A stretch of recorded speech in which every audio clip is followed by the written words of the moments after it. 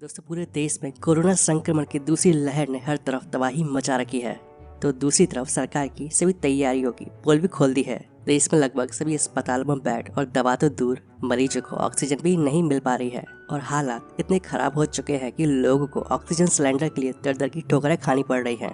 और इसी बीच ऑक्सीजन और बाकी दवाओं व इंजेक्शन की कालाबाजारी भी जोरों पर है। लेकिन ऐसे में कई लोगों के मन में ये सवाल आ रहा है कि जब हम लोग हवा में सांस ले सकते हैं और ऑक्सीजन भी हमारे चारों तरफ मौजूद है, तो इसी ऑक्सीजन को सिलेंडर में भरकर मरीजों को क्यों नहीं दे दिया जाता है। और हमारे चारों तरफ फैले ऑक्सीजन और मेडिकल ऑक्सीजन में क्या अंतर होता है, इसे कैसे बनाया जाता है और आजकल इसकी इतनी किल्लत क्यों हो रही है।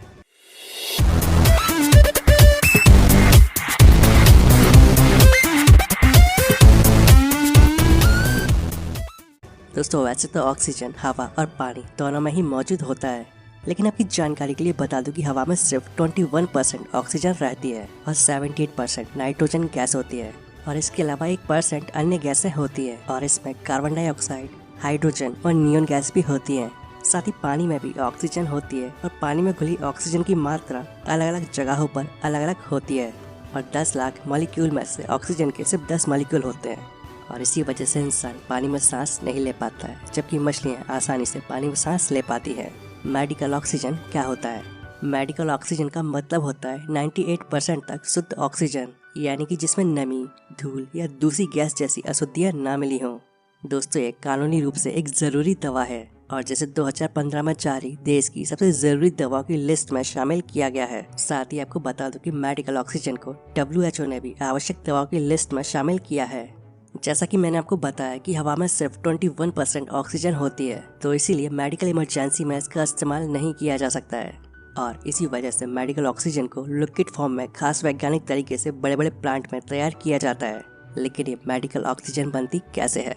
दोस्तों मेडिकल ऑक्सीजन को हमारे चारों ओर मौजूद हवा में से शुद्ध ऑक्सीजन को अलग करके बनाया जाता है। हमारे आसपास मौजूद हवा में 78% नाइट्रोजन, 21% ऑक्सीजन और 1% अन्य गैसें जैसे कि argon, helium, neon, krypton, xenon जैसी गैसें होती हैं और इन सभी गैसों का बॉइलिंग पॉइंट बेहद कम लेकिन अलग अलग होता है। ऐसे में अगर हम हवा को जमा करके उसे ठंडा करते जाएं, तो ये सभी गैसें बारी बारी से लिक्विड बनती जाएंगी और जिन्हें हम अलग अलग करके लिक्विड फॉर्म में जमा कर लेते हैं और इस तरह से तैयार लिक्विड ऑक्सीजन 99.5% तक शुद्ध होती है। इस प्रोसेस में पहले हवा को ठंडा करके उसमें नमी और फिल्टर के जरिए धूल, तेल और अन्य अशुद्धियों को अलग किया जाता है। दरअसल होता कुछ यूँ है कि ऑक्सीजन प्लांट में हवा में से ऑक्सीजन को अलग कर लिया जाता है और इसके लिए एयर सेपरेशन तकनीक का इस्तेमाल किया जाता है, यानी पहले हवा को कंप्रेस किया जाता है और फिर उसे फिल्टर किया जाता है जिससे कि अशुद्धियाँ उसमें से निकल जाएं।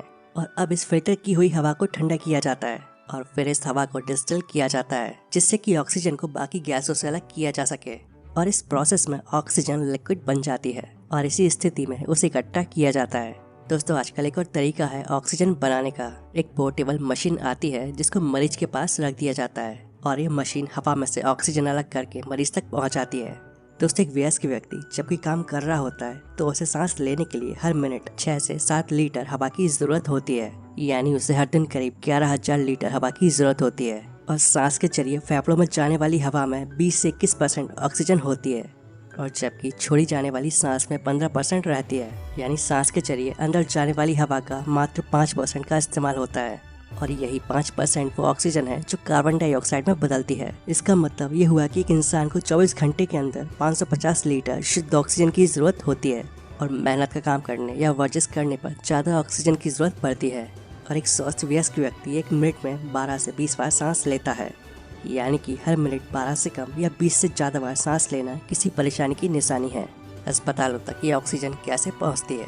तो आपको बता दूं कि इस लिक्विड ऑक्सीजन को मैन्युफैक्चरर्स बड़े बड़े टैंकरों में स्टोर करते हैं और यहाँ से इसे बेहद ठंडे रहने वाले क्रायोजेनिक टैंकरों से डिस्ट्रीब्यूटर तक भेजा जाता है। इसके बाद डिस्ट्रीब्यूटर इसका प्रेशर कम करके गैस के रूप में अलग अलग तरह के सिलेंडरों में इसे भरते हैं और यही सिलेंडर सीधे अस्पतालों में या ऐसे छोटे सप्लायरों तक पहुंचाए जाते हैं। इसके अलावा कुछ बड़े हॉस्पिटल्स में अपने छोटे छोटे ऑक्सीजन जनरेशन प्लांट भी होते हैं। लेकिन अब सवाल आता है कि इस मेडिकल ऑक्सीजन की कमी क्यों हो रही है। दोस्तों कोरोना महामारी के चलते भारत में हर दिन मेडिकल ऑक्सीजन की खपत 1000 से 1200 मैट्रिक टन थी और ये 15 अप्रैल तक बढ़कर 4795 मैट्रिक टन हो गई और इस तेजी से बढ़ती मांग के चलते ऑक्सीजन की सप्लाई में भारी दिक्कतें आ रही हैं। दोस्तों, पूरे देश में प्लांट से लिक्विड ऑक्सीजन को डिस्ट्रीब्यूटर तक पहुंचाने के लिए सिर्फ 1200 से 1500 क्रायोजेनिक टैंकर उपलब्ध है, और जो इस कोरोना महामारी की दूसरी लहर से पहले तक के लिए पर्याप्त थे।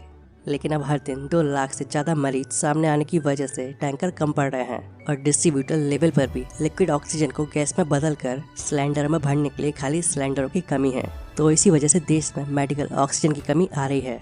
दोस्तों, भारत में एक तो नहीं बल्कि बहुत सारी ऐसी कंपनियां हैं जो ऑक्सीजन गैस बनाती हैं, और इस ऑक्सीजन का इस्तेमाल सिर्फ अस्पताल में मरीजों के लिए ही नहीं बल्कि तमाम इंडस्ट्रीज जैसे कि स्टील और पेट्रोलियम वगैरह में भी होता है।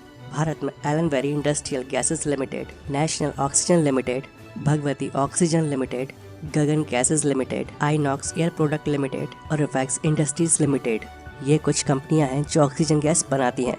तो दोस्तों, अब आपको अच्छे से समझ आ गया होगा कि मेडिकल ऑक्सीजन क्या होता है और इसे कैसे बनाया जाता है। तो उम्मीद करता हूँ आप सभी को ये जानकारी पसंद आई होगी। वीडियो अच्छा लगे तो वीडियो को प्लीज लाइक एंड शेयर जरूर करें, और ऐसी इन्फॉर्मेटिव वीडियोस आगे भी देखने के लिए इस चैनल को सब्सक्राइब कर लें। तो मिलते हैं नेक्स्ट वीडियो में, एंड थैंक्स फॉर वॉचिंग।